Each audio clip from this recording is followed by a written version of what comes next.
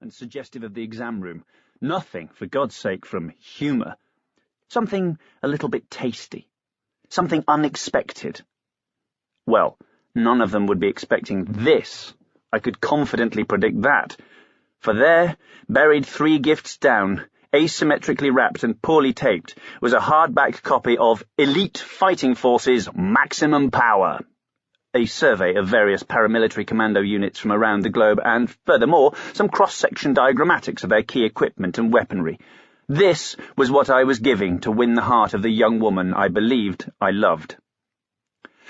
Penny stood and offered round the room a bowl of the jagged, lead-heavy crisps they liked, so expensive and painful to eat. She stood a head taller than her adoptive mother and father. A Nubian queen transplanted, she regarded her folks as they rustled their fingertips in the snack bowl with what looked to me a disdain so ingrained no one dared notice it. The number of people in the room felt perfectly judged to make it unclear whether it was necessary to verbally excuse myself for a visit to the toilet. Can you, I wondered, just walk out of a room here? Or is that in fact incredibly rude? Where, after all, are you going? Are you coming back? Perhaps not. Perhaps you've been grossly offended. Perhaps you're trying to steal something?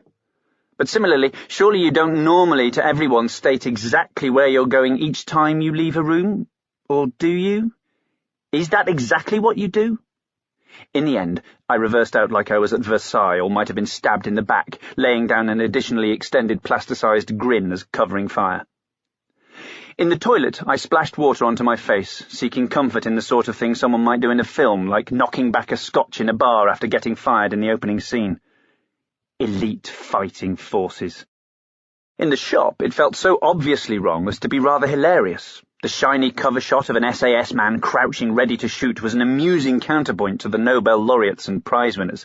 But isolated from its shopmates, I was pretty sure Elite Fighting Forces were going to look not hilariously, but slightly psychotically misjudged.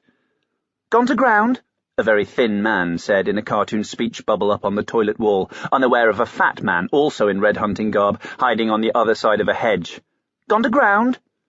When had it been produced? 1790, 1870, 1987? Product of the English social signifier Wall Coverings Company. Splash. But why had Fatty gone to ground? What was he hiding from?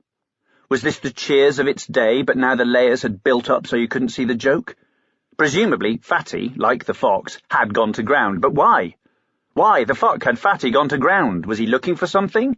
And then, as in the moments of mad elusive connection before sleep, for a beat, it felt like the family, even Fatty, knew I was hiding, and the cartoon was a rebuke to all the misplaced provincials who had wandered into the house over the years and found themselves going to ground in the downstairs loo. I was looking at my champagne glass, thinking how wrong it had been to bring it with me, as if I was in a rough pub and someone might spike my pint, when it suddenly struck me that the length of my absence had probably crossed the point that implied defecation. What a horrible thing to do, to come to another person's house and then sneak away to a little room and do a huge shit. I hurried to return, hoping to fit myself into a time frame that might simply have suggested a very long piss. But a spurt from the brass tap zoomed up the scalloped curve of the sink like an ambitious skateboarder and left my trousers looking urine-spattered. The solution, I decided, was to ensure the accident couldn't be misinterpreted. I flicked extra droplets quite liberally all over the area below the waistband. This was an unambiguous overspill, I wanted my trousers to announce, not a urine situation. In the sitting room, Penny oohed and ahed at every new present as if the person who'd given it had divined the true desire of her secret heart. The swathe of damp across my lap went unmentioned, but not unnoticed, as she claimed a set of expensive French art pencils were exactly what she'd been hoping for, dealt with an incredibly thick Norman Mailer book by swearing she had nearly bought it herself, and gobbled up a piece of sheer silk, wrapping it around her head and fingering the fabric with delight.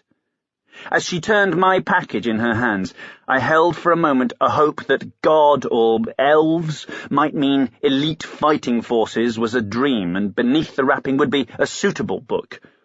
But the truth was, no book that shape and size could be suitable.